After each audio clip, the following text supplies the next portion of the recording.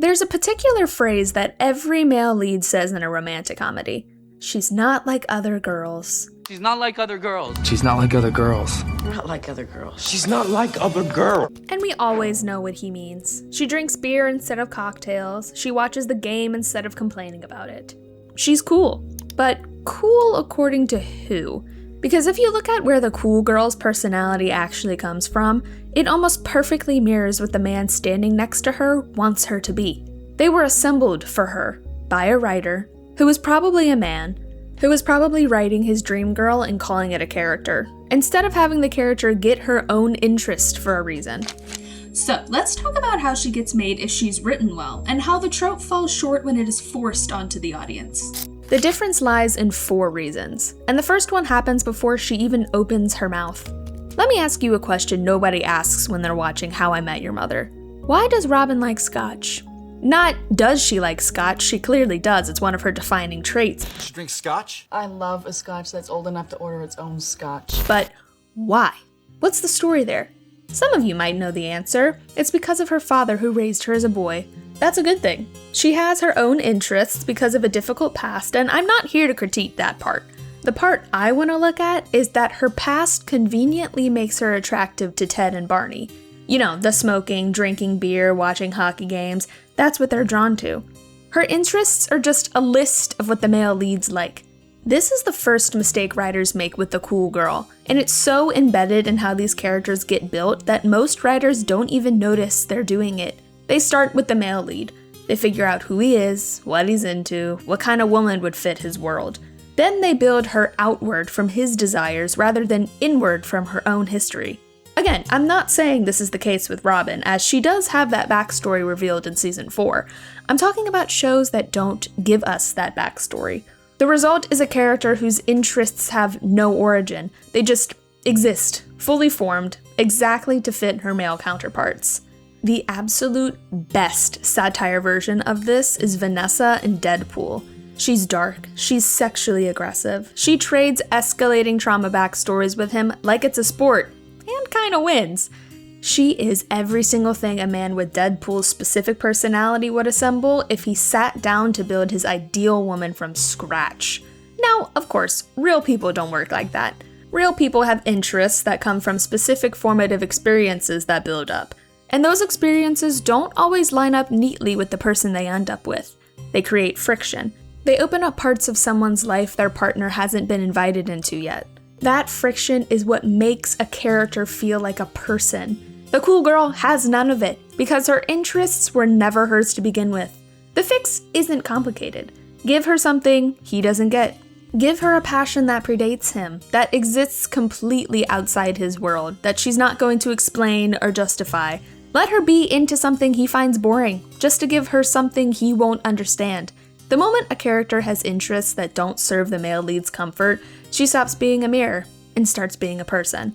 But even if you fix the interests, you can still make the second mistake. You'll agree with me in a moment. How to Lose a Guy in 10 Days is built on a simple premise. What if a woman deliberately performed every annoying girlfriend behavior to drive a man away? She gets clingy. She redecorates his apartment. She names his penis. She cries at everything. She shows up needy and demanding and impossible to shake. And the film plays all of this as comedy, as obviously objectively awful. The audience is supposed to cringe at Andy's performance because everyone knows women who act like that are the worst. That's not the point I'm making here. We're going to invert it. The cool girl is what's left when you remove all of the over-the-top hysteric annoying girlfriend tropes. She doesn't need reassurance. She doesn't get clingy. She doesn't care where things are going because she's too busy having a great time right now. She makes things easy. She is no longer like the other girls. This is the second mistake. A writer can give the cool girl genuine interests, build her from the inside out, and still flatten her completely by making chill the filter through which she processes everything that happens to her.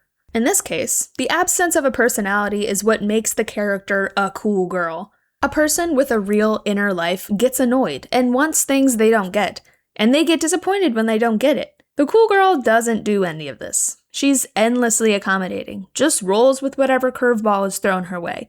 The camera loves her for it, treats it as proof that she's better than the women who do have needs. Robin again. She's written with more dimension than most cool girls. She has ambitions, a career, a complicated relationship with her family. But the moment she starts wanting something from Ted or Barney, the show gets a little uncomfortable. Her needs are treated as problems to be managed. That's the trap. Writers build the cool girl's appeal around the idea that she won't cost you anything emotionally. She is only there to watch the game, drink beer like a man, and never once make you feel like you're falling short.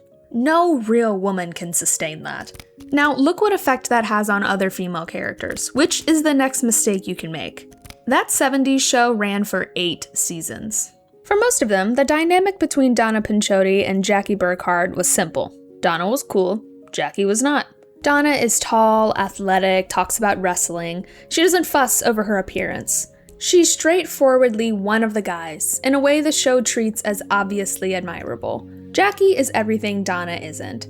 She's high maintenance. She cares about clothes and makeup and how she looks and what people think of her. She's demanding of her boyfriends. For the first season, she exists almost entirely as a punchline, a cautionary tale sitting next to the cool girl, so you understand, by contrast, what cool actually means. If you really look at her clearly, she's just feminine. Her emotional needs are visible, so the show treats them as excessive. She wants things from her relationships, so the show treats her as a burden.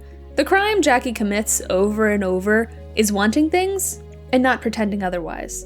This is the third mistake, and it might be the most insidious of the 4, because the cool girl's appeal mostly works when she's compared to other girls. Hence the term, she's not like other girls. You can only be different from other girls if there are other girls to begin with.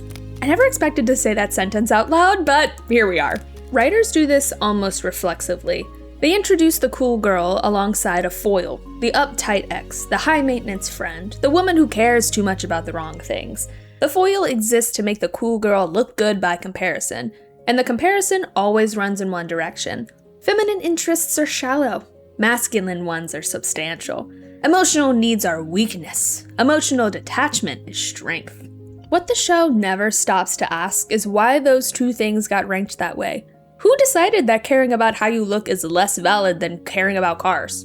Who decided that wanting emotional reciprocity from your partner is high maintenance, but expecting a woman to suppress her own needs indefinitely is just normal? Jackie eventually gets a real character arc. The later seasons, except for season 8, we don't talk about that one, let her grow. Give her something to want beyond male approval. Let her be funny on her own terms. The show almost accidentally writes its way into treating her like a person. But for years, she existed to make Donna look better just by being that dumb, popular, and pretty girl. And the audience bought it, because we've been trained to. Now, there's still one mistake left. One that you might recognize as it falls in line with my last video about nice guys. Maybe the word camera rings a bell? There's a scene early in There's Something About Mary, where Cameron Diaz's character Mary invites Ted upstairs to watch SportsCenter. The film presents this as the most attractive thing she could possibly say. The camera loves her for it. The male lead loves her for it. The audience is supposed to love her for it. Nobody in the film ever asks whether she actually likes SportsCenter or only when men are around. The framing takes her at face value. Once the camera decides a character is genuine, the audience follows. We're watching through the film's eyes. If the film thinks the performance is a personality, we think it too. This is the 4th mistake, and it's the one that makes the other 3 invisible. You can give a cool girl his interests, remove her needs, punish her foil, and a sharp audience might still clock what's happening. But once the camera commits to her persona as simply the way she is, the whole construction becomes airtight. There's nothing to question because the film has already answered the question on your behalf. She's just quirky. Think about what it would take to actually question the performance. The camera would have to show you a moment where the cool girl is alone and let you wonder whether she's the same person. It would have to let another character push back, not really just any character, but someone the audience respects, and ask whether any of this is real. It would have to let her slip, just once. Let the unbothered facade crack slightly, let something underneath show through, and then stay on her face long enough to register what just happened. So let's run the tape back before we figure out how to do it right. Give her his interests instead of her own. Make chill her entire personality. Punish the woman she's being compared to, and let the camera believe every second of it. Do all 4 of those things and you get a Mary Jensen watching sports alone in her apartment, and nobody thinks to ask if she actually likes it. You get Robin Scherbatsky at the bar with her scotch, and the show treats her emotional needs as a flaw. You get Jackie Burkhart humiliated in the early seasons for the crime of being visibly, unapologetically, a woman. You get the cool girl. Now, take it apart. Give her interests that came from her own life. Give her needs that don't disappear for his comfort. Take away the foil that makes her look good by comparison. And finally, point the camera at the performance itself to prove she's either performing or not performing at all. What's left? 2 writers did exactly that, and what they found underneath wasn't cool at all. Gillian Flynn was in her 20s when she watched There's Something About Mary, and she had the same reaction most people have. Cameron Diaz is a doctor who plays golf and loves fast food and just wants a guy who'll take her to a baseball game. Flynn's first thought was, wow, that's a cool girl. Her second thought was, oh, right, she's been invented by guys. That gap between the first thought and the second is where Gone Girl came from. What would it actually cost a woman to perform that? To assemble herself for someone else's desires and hold the shape long enough to get through a marriage? What would be left of her when the performance finally broke down? Amy Dunn is the answer. They treat the cool girl monologue as a feminist manifesto, Amy naming the trap, seeing through it, declaring herself free. But that's not what it is. She built her whole early relationship with Nick around being exactly what he wanted. Nick loved a girl I was pretending to be. Cool girl. The girl who'd eat cold pizza and drink canned beer and remain a size 2 and never, ever make him feel like he was falling short. I drank canned beer watching Adam Sandler movies. I ate cold pizza and remained a size 2. And it worked. He loved her for it. He loved the version of her she constructed for him. Which is exactly the problem. Because Nick loved a woman who didn't exist. And Amy knew it. And she kept performing anyway, until she couldn't anymore. Until the real Amy, the one with needs and grievances and a decade of swallowed anger, had nowhere to go but somewhere very dark indeed. And what that woman becomes when the performance finally breaks is not cool at all. Give her interests that belong to her. Amy is genuinely brilliant, with a rich inner life that has nothing to do with Nick. Give her needs. She has them, we just don't find out until the mask comes off. Remove the foil. Arguably less relevant here, but they didn't need to use another female character to show the contrast. And let the camera question the performance. Flynn's whole structure is built around making you realize halfway through that you've been watching a construction. Then there's Fleabag. Same mistake, slower consequence. Phoebe Waller-Bridge's character performs a version of the cool girl her whole first season. Raunchy, self-deprecating, unbothered, using sex like punctuation. She's fun, she's not needy, she doesn't make things complicated. But Waller-Bridge built the entire show around showing you what that costs in real time. The fourth wall breaks are the seam in the performance. Every time Fleabag turns to the camera, you're seeing what she can't say out loud to the people in her life. The grief she's carrying. The loneliness underneath the bravado. The performance holds with everyone else. It can't hold with us.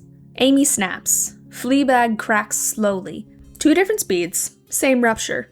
The moment the real person underneath the performance runs out the room. Both of them are what you get when a writer refuses all 4 mistakes.